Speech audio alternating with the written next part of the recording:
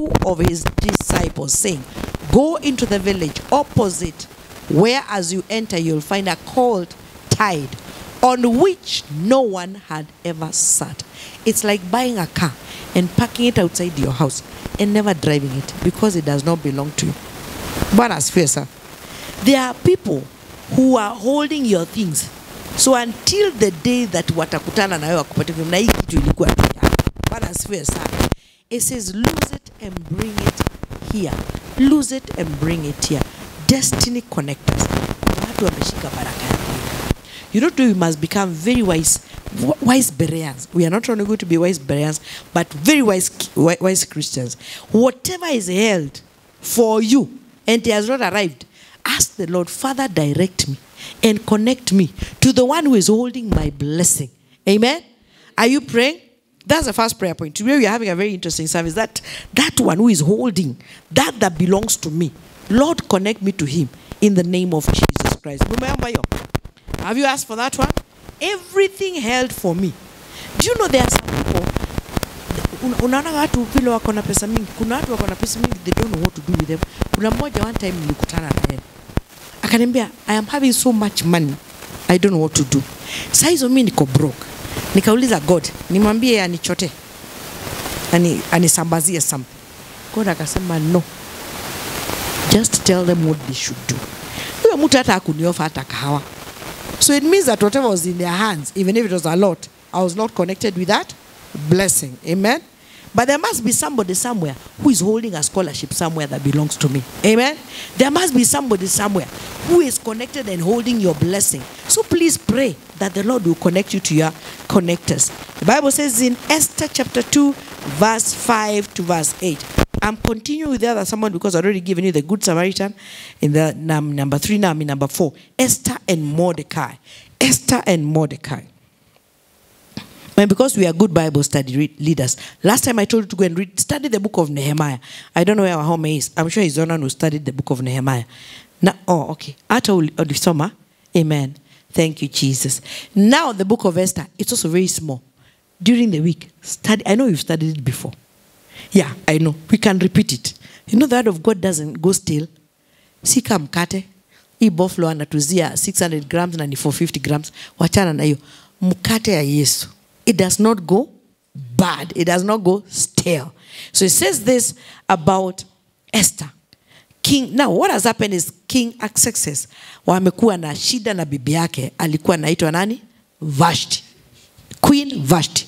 So he is celebrating. And he calls out and says, go and bring my wife, that I may show her off to the other nobles and everybody else. And the wife said, me? Tawe, not arriving. You go not call me and show me off. Me, I am not arriving. And then the king gathered his friends and said, my friends, I called my wife, she didn't come. They said, hey, how now? If that happens to you, king, guess what shall be done by our wives? They shall make us clean, even the children.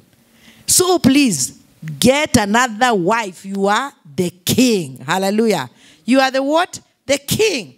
This is where I'm going. And Mordecai used to stand at the gate. Akasikia fununu. Hata hakutaka kujua King Vashti ametolewa aje. Akasikia. So this is what we are reading from verse 5 to 8. At that time, there was a Jewish man in the fortress of Susa whose name was Mordecai, son of Jair. He was from the tribe of Benjamin, and he was a descendant of Kish and Shimei. His family had been among those who, with King Jehoiachin of Judah, had been exiled from Jerusalem to Babylon by King Nebuchadnezzar. This man had a very beautiful and lovely young cousin, Hadassah, who was called Esther. When her father and mother died, Mordecai adopted her into his family and raised her as his own daughter. Verse 8, as a result of the king's decree, Esther, along with many other young women, was brought to the king's harem at the fortress of Susa and placed in Haggai's care. So an opportunity arose. And this cousin, akasikia akajua hata mimi tuko na watu warembo kwetu. Nitaleta moja kwa mudhamaki. Bwana asifiwe sana. These are among the things we said last week. If you're in a place of power, according to Proverbs 3:27, do not withhold good from those whom, why does it say from those whom it is due? From those whom it is due. What does that mean? If we are looking for a good electrician, why should I look sijui niende mpaka Kakamega? And I know an electrician who tunaishi naye kwa nyumba yangu. Bwana asifiwe sana. Yes. Musiende mbali. Kama umesikia that kuna mtu they are looking for a chef. Na hii kanisa unajua tuko na chef. Unasema I can recommend a good Christian. From those to whom it is due. So usiwalete watu tulisema Christians. This name tumekuwa nayo ati do not employ a Christian. Atakuwa ati anaomba saa 9. Tumesema hiyo for this ministry no. As we shall be people of integrity. Watu wasomi. Bwana asifiwe sana. Wasomi. Ukisikia kuna ka contract ya IT, hata kama I have never caught what Tracy does, wakiwa na Chris. Mimi nikisikia tu hivi ka IT, nasema I know somebody. I know a company. Kuna vitu zingine namsukumia kaniambia I don't do this one. Naambia sasa wewe chagua ile unafanyaga na hiyo nyingine uache. So it is important for you because most of you are going to meet with great people. Praise the Lord. And we said when we meet with great people, sio kuuliza tu selfie. Selfie inakusaidia aje? Na simu ikienda inaenda na selfie. Praise Jesus. So do not just umekutana na Prezo unamwambia Prezo ni how ka selfie. Alafu naeka kwa Instagram. Alafu nalala njaa. Bwana asifiwe sana. We are a wise people. Tunakuwa tumejitengeneza zile vitu. Mungu akiniuliza saa hizi. Hata ananiambia pause Hellen. Pause. Yesterday let me give you testimony of Deacon. Deacon yesterday had a conversation with the Holy Spirit, and the Holy Spirit alikuja kambia, what do you want? Deacon ananiambia, because of last Sunday's sermon, aliambia God, akamwambia mpaka zangu. Nikasema amen. Kwanza vile nimwambia mpaka za mchungaji, amen. Bwana asifiwe sana. But ulisema sio kukutana, you are meeting with God, Jehovah, and you are just crying. Hata yeye anakuambia, you stop crying first. This week somebody called me crying. And when they called me crying, I said, I don't know what you're saying. And they continued crying. I said, okay, I'm putting off the phone. Stop crying. When you finish, you now call me so I can hear you. And I just thought exactly how God sees us. Ukija tukulia Mungu, it's like, okay, pause now. What did you want?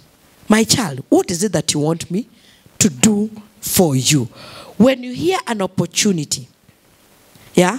Now, this Regan, we go to fellowship with a young man called, they are from, the family is called Wanjois? No, not Wanjois. Maura, our chairman. And the son plays the piano in the fellowship. And so when Moses went away, I just said, talk to the young man, he can come and play for us. And he called us and said, I'm unavailable on this Sunday, but I will direct you to Regan. Amen? Si mmenjoy vile ametuchezea? Ay, Jesus. Hallelujah. We are about to sack Moses. Apana. Oh, okay, you're not going to sack Moses. But what does it mean? You're welcome, Regan. You are welcome. Come and teach us even music. Amen? That when you hear, kuna kakitu pahali, tafadhalini. Wacheni kwanza kwenda nje ya boundaries. You are the connection we are waiting for. You are the connection we are waiting for. Genesis 41:8-13. Genesis 41:8-13. Genesis 41:8-13. We are still talking about connectors of our destiny. And when we are praying, I hope you are all interceding and say, Father, mimi nisikosane na connection yangu. Nisi-miss my connection. Unajua, let me give you just a very simple explanation of what it means to connect. If you are traveling from here, say to the US, you need to go by flight, unaingia ndege hapa, una land Ethiopia. If you're going with the Ethiopian, ama kama ni Qatar, unaenda una land kwao, unajua una land kwao kwanza. Then from there, you move with that flight. It takes you to another country, and then finally it takes you to America, or whichever destination it is. If you miss a connection flight, tell your neighbor, if you miss, you know you pay again. Bwana asifiwe sana. You pay again. So that is what it costs you to miss a connection. Bwana asifiwe sana. So I am hoping that you are alert in the spiritual. That Father, where I have missed a connection, Unajua kuna pahali tumemiss connection because either we are too spiritual. Tulikuwa tunangojea Samaritan atusaidie, tulikuwa tunangojea pastor na usaidizi yako haiko inatoka from the pastor. We are saying, Father Jesus, forgive all our sins. We are walking with you. One time I was coming from the US and tulikuwa na Ashley. Ashley was a baby. And tukavurutana hapo na my friends, and finally I went, took a flight. Now the problem, uko flight iko hapa na gate iko hapa, pastor, unatembea mpaka Haile Selassie for your flight. Sasa mimi sijui. So tukaongea na kina my friends, nikaingia, nikamaliza security, wacha niende, nikapata hakuna mtu. I'm like, am I in the wrong gate? Luckily, God in his mercy, akakuwa ameweka mtu mmoja tu hapo. I said, what happened? Akaniambia, but you're late. You have missed your connecting flight. I was supposed to connect in Washington and the following day come to Kenya. Mimi saizi, between me and my poverty and my wealth, I had $100. Hata sikuwa nimei-break. Because unajua anasema ukibreak down ndio hivyo imeenda. Nikajua hata hika $100 I'm not breaking it, but asifiwe sana. So do you know how God works? You know, I just stood there. This lady told me, what happened? I said, because of the baby. Waliniambia they have to remove my milk. They have to check kama iko na madawa ya kulevya. I was even telling them, surely, ni mtoto. Wakasema, we have seen many things. That lady just told me, just a minute. Just wait for an hour. I'll put you on the next flight and I'll not charge you. Bwana asifiwe sana. Mimi ningerudi tu nikae tu America. Sasa because sikuwa na pesa ya kulipa. I had no money to pay another ticket. Bwana asifiwe sana. So missing a connection is serious. You pay. But yes, you make sure you do what? You do not miss your connection. Let us read about this. The Bible talks about the man called Joseph. Mnajua Yusufu?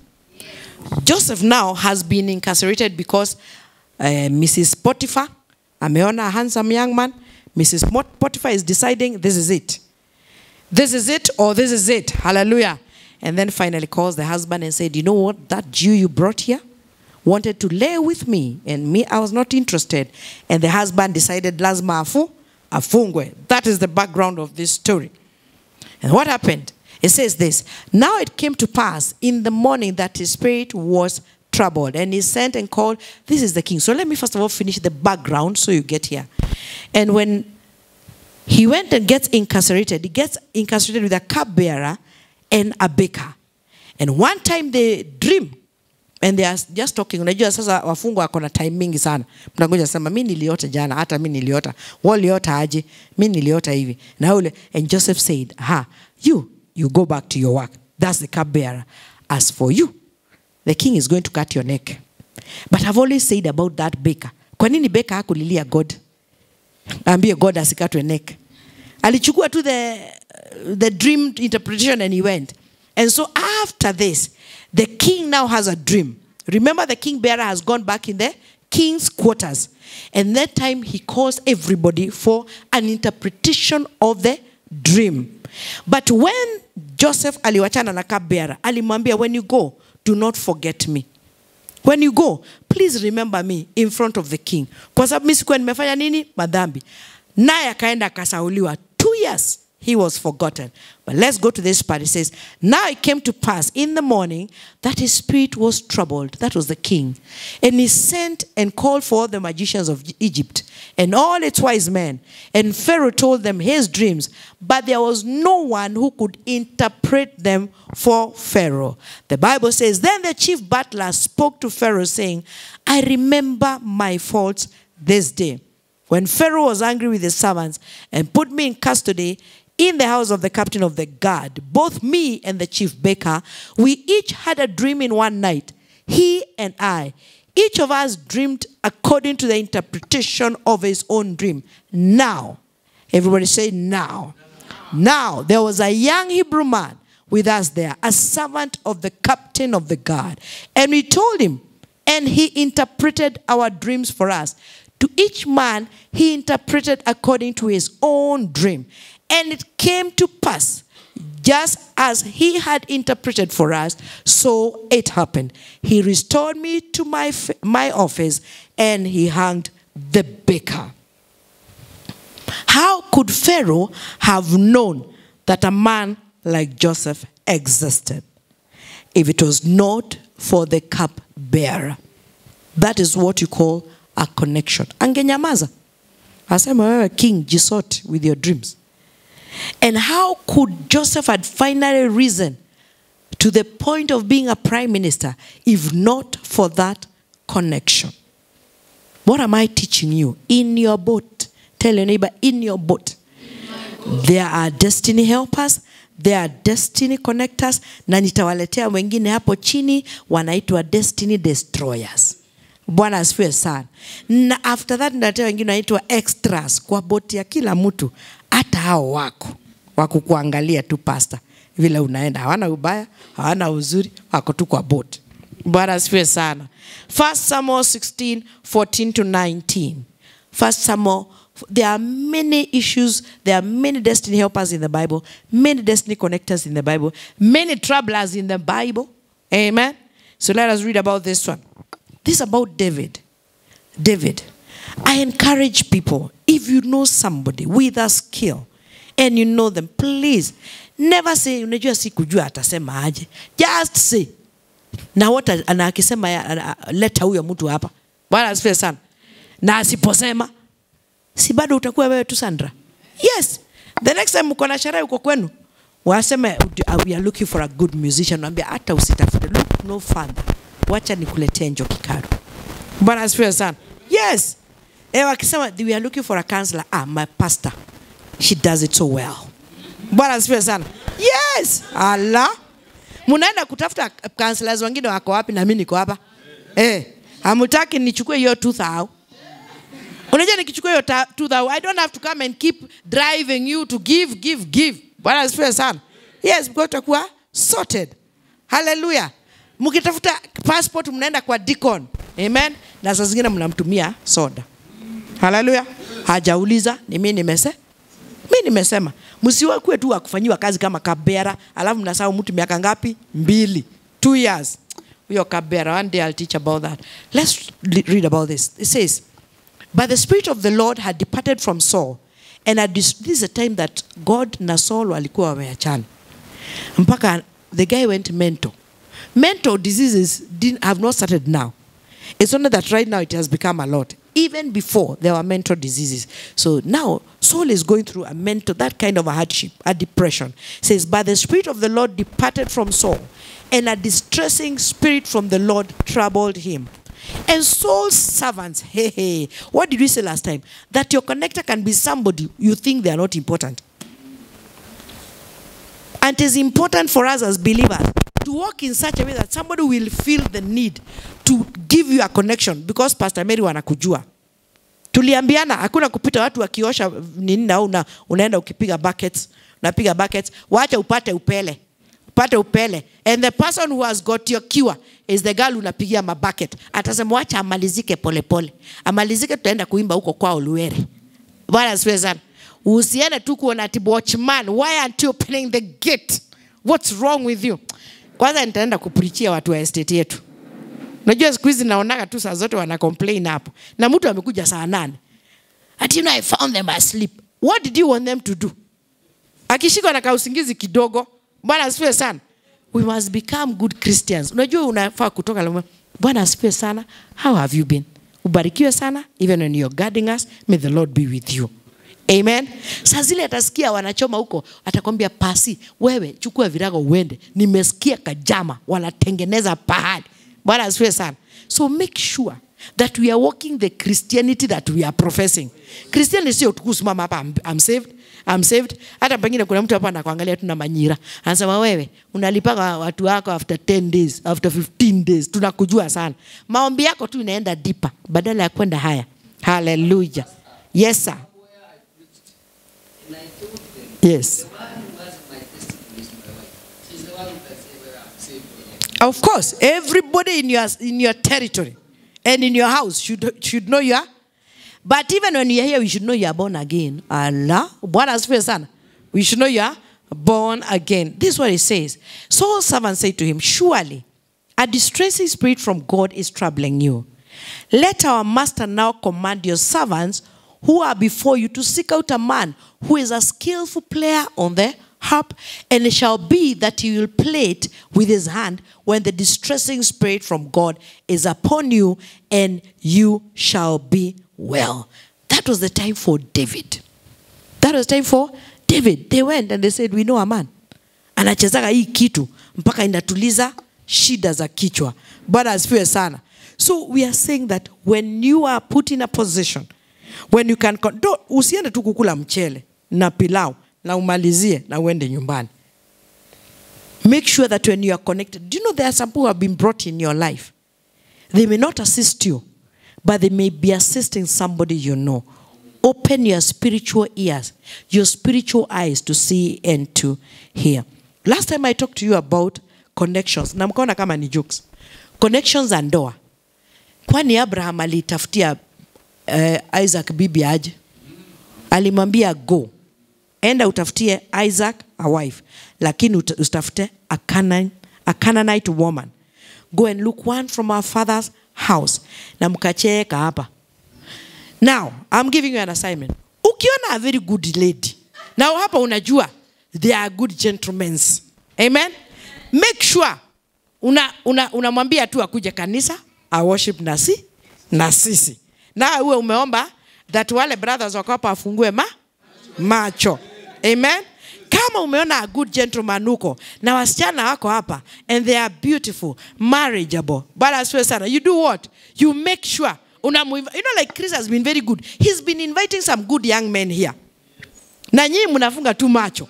Bwana asifiwe sana. Make sure that your eyes are open. Eyes are what? Yes. Usikonektiwe na wewe umefunga macho, bado unaomba. So one eye open, one eye is closed. Make sure. Because let me tell you. Let me quickly finish this because yes. One I have connected and he is opening his eyes. Amen. See Jesus. Jesus is doing miracles. Hallelujah. Hakuna kuambiwa. Tumesema ukiconnect usikuje kutangaza. Amen. Hakuna kutangaza. But we shall be doing what? The next category of people who are in your boat are destiny destroyers. Destiny destroyers. These are saboteurs. Saboteurs. Their work is to put bumps upon your road. Valleys in your road. They will put boulders in your road. They will put thorns in your road. They will frustrate you. They are in your boat. Bwana asifiwe sana. They will block your dreams. Remember when Joseph was dreaming? Even the relatives were like, wewe na wewe. Sasa tutaona utaenda kuotea nje. Hii ndoto zako ni mingi sana. They delay your destinies. Remember Jacob and Laban? They frustrate and waste your efforts. They are in your boat. They are in your boat and sometimes they only see the negative side. You know, I experienced somebody somewhere. Somebody came and said this word, just the way I can come and talk to you, Pastor Karu, and say, and by the way, I want to buy a car. And that lady added this statement when they were talking to that other lady. Said, and this lady said, and do not say anything negative about it. I said, Allah. So the conversation was between two people. So I've just given a mfano. So mtu amekuja anasema, I want to buy a car. Instead of just saying, yes, it is possible. Ununua. Alimwambia immediately, and do not add anything negative to my statement. I said, Jesus. And then after that I came, I learned about the destiny saboteurs. Destiny saboteurs. People who speak negative words over your life. Hey, my friend, I have trained my people, including my children. Do not ever travel na mtu amekwambia kitu negative utoke hapa kwa hii mlango uende nayo. Salome, mtu akija kwambia mwambie, tufia kwa. Not for me, not for my generation. Bwana asifiwe sana. I told that one to Deacon. People used to, aliwaambia, umenizoea sana. Never tell me anything negative. If you're not telling me something positive, leave the negativity with yourself. Words create. Words form. So when you're waiting for somebody to come here, you will never amount to anything. Oh, Jesus, I'm crying. My friend, you just tell them, as for me, I will be great. That's what the Bible says about you in Deuteronomy 28. You'll be blessed in the village, in the city. The fruit of your womb is blessed. Whatever you touch is blessed. Why would somebody come and tell you any other negativity? Because wamekutengeneza, there's a song called Commando. Ati walishatengeneza wewe unaitwa nani? Wamesha kuamulia wewe utaiolewa. Wewe utaipeleka gari. Wewe you will never get a house. You will never do this. Then they put you in that box and then you agree. Destiny killers are all around you. They weaken your faith. Umeomba sana pastor. Si umeomba. Na hakuna kitu tunaona. Sinaombaga. Pastor, saa 9 tunakusikia umeamuka pastor. Na bado mambo yako tu imekwama. Destiny killers. Destiny killers. They are in your boat. They are in your boat. They will discourage you. They will weaken you. They will limit you. Nowadays in my boat, let me tell you, I cannot allow you to survive around me. Kama kazi yako ni kuniambia, I will not do it. I do it, and then I can call you to show you that I have done it. Amen? So make sure you're learning quickly. Quickly. Usikubali. Let me tell you, even if it's a relative, don't agree. Chris, at your uncle is now telling you, na Chris says you Nairobi yote umenunua plot, mwambia, one. Uncle, you think about one? She says, let me not mention how many. You know, you don't to lie. We went for a funeral and they were saying, take Kenya, the country of liars. Jesus. Is it true? Cannot be true because me, I don't lie. Whereas if you're a pastor, yes, why are we agreeing to paste ourselves at Kenya, the country of liars? Where? Here we don't lie. Amen? So make sure if somebody is coming to demean you, coming to discredit you, coming to weaken your faith, you can also keep off from them. Amen? Use wisdom about how you're relating with people. Nehemiah 4:1-9. Nehemiah 4:1-9. The destiny killers are around you. They're in your church, they're in your home, they're in your office, they're everywhere. They are everywhere. You know, me and Pastor Karu, kuna watu we had to disconnect literally. Literally. Literally, we are not friends. We are not enemies. Wala sio sana. Tukikutana nao binguni, tutawasalimia because we have finally landed there. But on this earth, we are not friends. Kama nakutana na wewe alafu naanza kunikumbusha juu ya ngara. I mean, please. Even the effort to remember ngara. Wala sio sana. The effort. Tracy. Kuna watu unakutana na unakumbuka tukikuwa ngara. I can't even remember. The Lord has removed me from ngara. Hey, bwana asifiwe sana. Huko ndio tulikuwa tunashare kaugali. Kaugali tunakata tunasema maziwa glass moja ni ya chai. Na the whole day hakuna chai watu watakunywa hapa, ukitaka ni turungi. Nowadays we drink turungi because of health. Bwana asifiwe sana. Hatutaki maziwa mingi. By that time ilikuwa ni kaupepo ya shida ilikuwa tu inazunguka huko. Alafu mtu ananikutana na mimi. Saa hizo na ile gari napeleka saa hizi. Tulikuwa tunatembea Chiromo. Thanks Jesus for my bosses. Unajua walk from Ngara to Chiromo it was easier. Unatembea straight. Alafu narudi. That time I was very healthy. Nikutana na wewe saa hizi salama. Unataka tu kuniongelesha juu ya Ngara. Tufia kwa. Bwana asifiwe sana. We need to talk about Karen and Runda. Where we are going. Yes, you cannot waste energy. Energy yako tu ni mimi. Vile tulikula maharagwe. Na unajua maharagwe is healthy also. Bwana asifiwe sana. Mambo kunirudisha huko nimekata. Nehemiah 4:1-9 it says this. But it so happened when Sanballat heard that we were rebuilding the wall that he was furious, he was very indignant, and he mocked the Jews. And he spoke before his brethren and army of Samaria and said, what are these feeble Jews doing? They are poor, going to discourage you, deacon. They are going to discourage you. Just tell them, me, I know the vision and the destiny that God has shown over my life. As for you, I don't know what you have seen about my life. And kama nikitumbaya tufiakwa, I cancel in the name of Jesus Christ. It says, what are these feeble Jews doing? Will they fortify themselves? Will they offer sacrifices? Will they complete it in a day? Will they revive this? How many words are these? Will they fortify themselves? Will they offer sacrifices? These are men. Now, men are not known for gossip. Majama wamesimama. They are discussing the wall of Jerusalem. Nehemiah is there rebuilding it. It says this. Will they complete it in a day? Will they revive the stones from the heaps of rubbish that are burned? Now, Tobiah the Ammonite was beside him. Na unajua watu wanakuwa na friends wanatembeanga nao.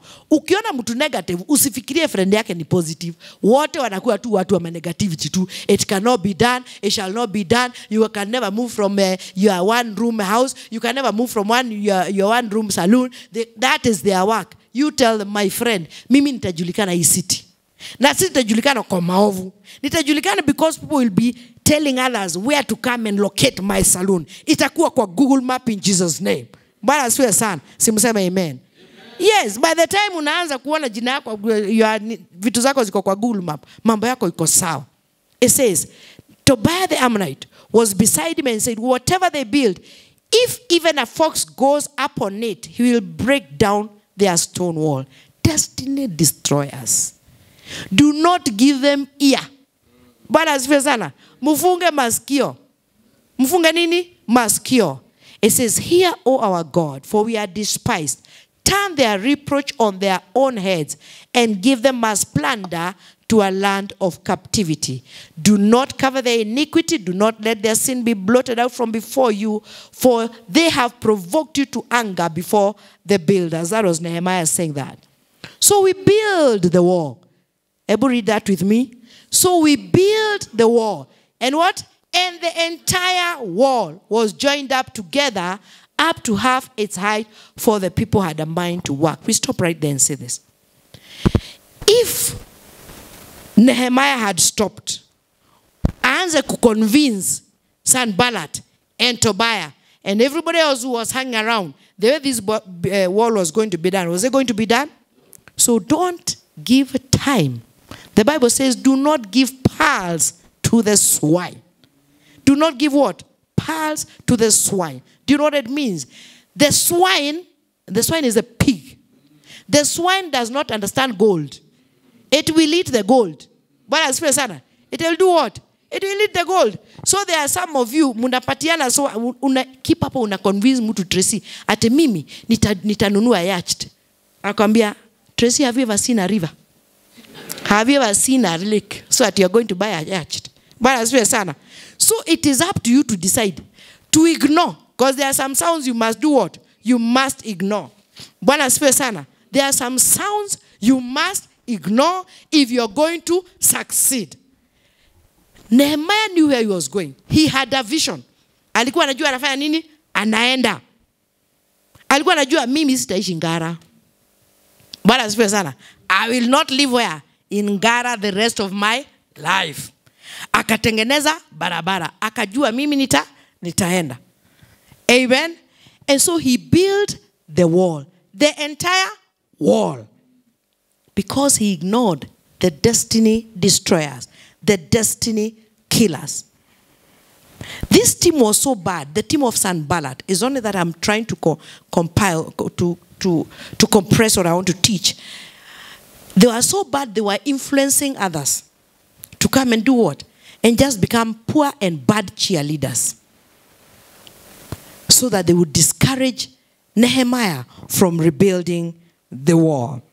Judges 16:4-6. There was a woman called Delilah. And that's another one who destroyed the destiny of Samson. Destroyed the destiny of Samson. She became his destruction. But Samson, and I've taught you again here, Samson already had a bad habit ya kutoambiwa. So because he was unhelpable, he could only meet with a destroyer. Because Samson alikuwa ataambiwa na wazazi wake, wachana na huyo msichana. Sasa hiyo ni kitu kingine, wacha niongee. You know, I love teaching the youth. Ukisikia mtu mzee kidogo anakuambia uachane na mtu, kuna kitu ameo? Kuna kitu amefanya nini? Wacha kusema ati mimi nampenda. I love this person. We cannot be separated. Bwana asifiwe sana. We cannot be separated. Let me give you a story. Here I tell all true stories. Kuna mtu aliamua kuoa mtu. Sisi zile tuliona huyo mtu, huyo msichana. Kaambia Pastor Karu. Pastor Karu, hapa unaona aje? But no, I have a very decent husband. Clap for my husband. Akaniambia sasa tutaambia huyo mtu aje. Na ako in love. Ako in love. Head over heels in love. Bwana asifiwe sana. Hatukumwambia. Akaniambia we, hawa wengine ukiwaambia watakuchukia for the rest of their lives. Wacha atembee safari ya. Na alitembea na safari haikwenda mba. So become somebody who can be told. Tell your neighbor, become somebody who can be told. Yeah, somebody who can be corrected. Because if I'm a destiny helper, na najaribu kuambia wachana na huyu mtu anakupeleka kwa shimo na hutaki kusikia. Hiyo utaenda tu for a very short time. There was a woman called Delilah. It says this, afterward it happened that he loved a woman in the valley of Sorek, whose name was Delilah. And the lords of Philistines came up to her and said to her, entice him. Find out what his great strength lies, where his great strength lies, and by what means we may overpower him, that we may bind him to afflict him, and every one of us will give you 1,100 pieces of silver. Let me tell you, there is a new wickedness that is in this city. A new wickedness that is in this nation. Nasikia watu wanaoana, mtu anaenda anachukua insurance yako, Pastor Karu. Alafu anagotegana hapo. Tunapata umepata ka accident hivi, kigafla tu hivi umeenda. Mtu anaenda kuchukua insurance. Let us make some of those decisions asking the Lord. It is good to have a tall, dark and handsome Denzel Washington. Like the way sisi tulikuwa wa Denzel. Tulikuwa na mapicha ya Denzel, tulikuwa na macrash. Unajua vitu zingine, I don't know if you had them, you guys. You know, as when you were growing up, some of those things were there. But I think all of you are nice people going to heaven. Hallelujah. But today, when you're making a decision, please pray. It is good to meet a beautiful girl, a beautiful young man. Please pray. That wickedness is in this nation. That wickedness is in this nation. Please pray that the Lord will direct you to the one with your own. So what happened to Samson? It says, Delilah said, now let's jump to verse 17 to 20. So Delilah is asking Samson, where is your strength? If you love me, you always tell me you love me. Please show me your strength. Please tell me your strength. It says this in verse 17 to 20. He told her all his heart and said to her, no razor has ever come upon my head, for I have been a Nazarite to God from my mother's womb. If I'm shaven, then my strength will leave me, and I shall become weak and be like any other man. Samson gave out his secret to Delilah. And the parents had kept telling him, you are not supposed to marry a Canaanite woman. It says this in verse 18, when Delilah saw that he had told her all his heart, she sent and called for the lords of the Philistines, saying, come up once more, for he has told me all his heart. So the lords of the Philistines came up to her and brought the money in their hand. As you know, they removed his eyes. They cut his locks, removed his eyes, and imprisoned him to work for them. Judas was in Jesus' boat too. Judas was in Jesus' boat too. Matthew 26, 47 to 50. Matthew 26, Jesus is being crucified, and Judas comes and identifies him with a kiss. Identifies him with a kiss. It says this, Matthew 26, 47 to 50.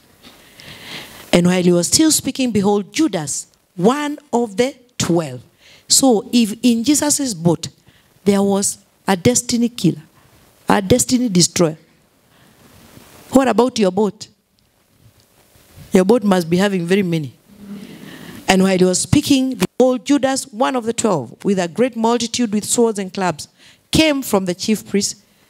No, and while he was still speaking, behold, Judas, one of the 12, with a great multitude with swords and clubs, came from the chief priests and elders of the people. It says, now his betrayer has given them a sign, saying, whomever I kiss, he is the one. Seize him. I close with this thing. These are the category of people in your boat. Destiny helpers, destiny connectors, destiny destroyers. But there's another category called extras. Extras. Watu wakula tu ngumzo na wewe. They are not destroying. They are not helping. They are not connecting. Work or two extras. When you're doing a movie, it's not that I've done a movie. There are always watu wanaambiwa extras. So unaona when a movie is done, they make you think they are in Nairobi. But wale watu unaona wamepita huko, hata all the actors, they are called extras. Hakuna kitu wanafanya sana in the main movie. But they are helpful. Wanasaidia. Unaona kama sasa kwetu neighbors tunaendanga tunakunywa chai, tunaongea, tunasema who is impeaching who is not impeaching who. It is good. Bwana asifiwe sana. It is good for your life that you have those extras. But for everybody, ask for wisdom from the Lord. One, to identify everyone who is in their boat to know what they should be doing. What is their role? Why has God brought this person your way? Why has God made you made you meet this person? Why has the Lord made you meet a particular person? Know how to handle everyone. Those who are helpers of destiny, you treat them differently. And there are some who are connectors who finally could be helpers. So there is nobody who is saying that the role is only help. If you can help, that is it. So there are some who are helpers. They might finally become connectors. So ask the Lord to identify the roles. Handle everyone with respect and dignity. Handle everyone you meet with respect and dignity. This October, ask the Lord to grant you wisdom. Because now we are clear about people the Lord is bringing our way when somebody comes. Lakini sio akuja ati umuanalyze, uanze kumuanalyze spiritually. Huyu sasa ni connector. Ama huyu sasa ni helper. No. Just as the Lord give you a spirit of discernment. There are some you are meeting for a short time. There are some who will become part of your life for the rest of your life. There are some you are meeting and you will never see them again. Amen? So ask the Lord to make you aware about those that you are meeting. I want to close with a testimony and say this. The other time I told you that I've forgiven people. Mimi have become very good. Saizi pastor, mimi niko sawa. I'm forgiving people left, right, and center. Nakwambia mimi niko sawa. Bwana asifiwe sana. You know, the other week tulikuwa strike, Tulikuwa strike. Sisi ni watu wa mgomo. Tulikuwa strike. So sisi tulikuwa strike. Hata mimi nilikuwa huko. Unajua unaniza tuko huko tunaanza viva. Tuko huko kwa mgomo.